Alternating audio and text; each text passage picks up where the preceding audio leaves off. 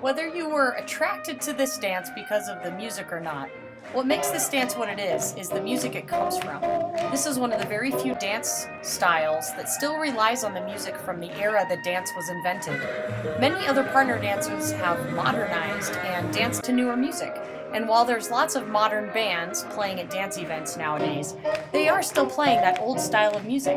And to me it speaks to the need for the music to be driven by certain key characteristics. The music that you're likely dancing to varies within the jazz and swing and blues genre. So now that you're a level 4 student, it's time to start listening to the subtle differences between the different types of jazz music and making sure your dancing begins to reflect what is happening in the song that the DJ is playing.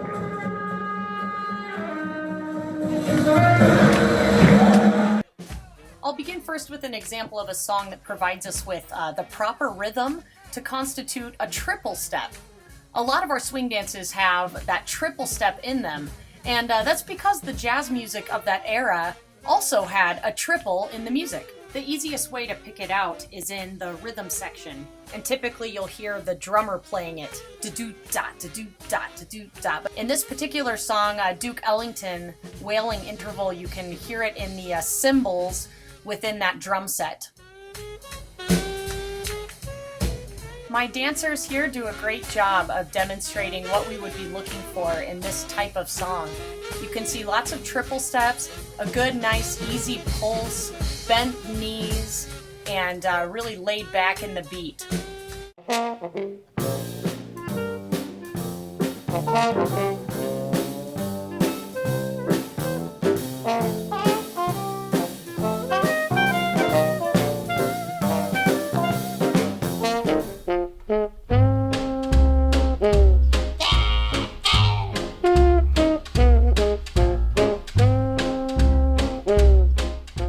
Let's listen to another song called Gangbuster.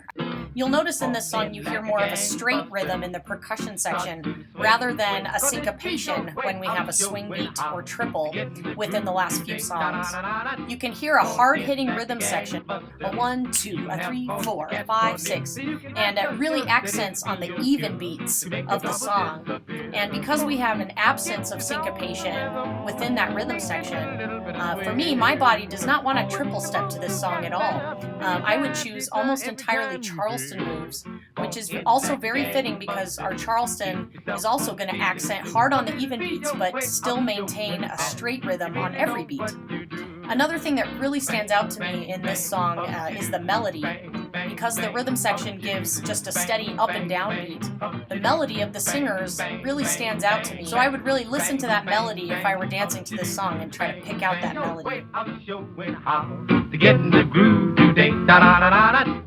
Here's two of my students again demonstrating, and you can see Stephen picked Charleston moves that kick and fit perfectly with the music, and no triple steps.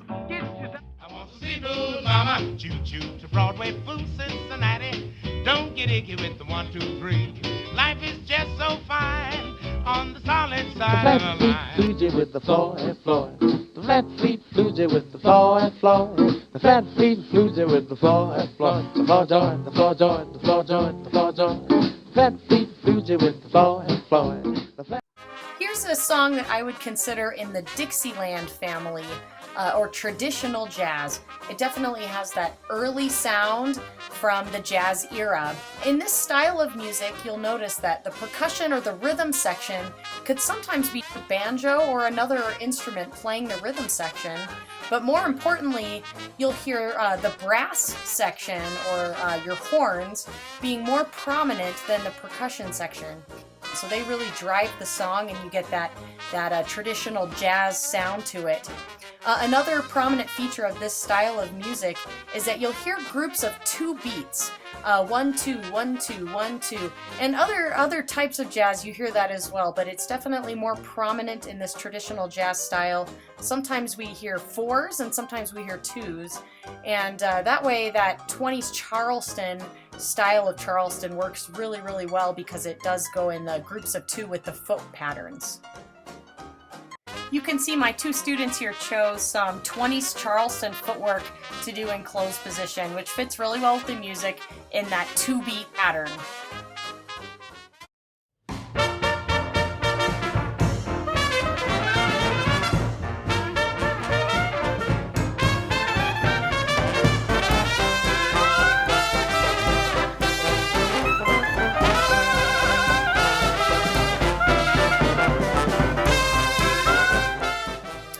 take a live class with me, I'll go through maybe 8 other types of jazz music that we dance to on a regular basis, and how to change up your foot patterns and the style of your dancing to match what you listen to.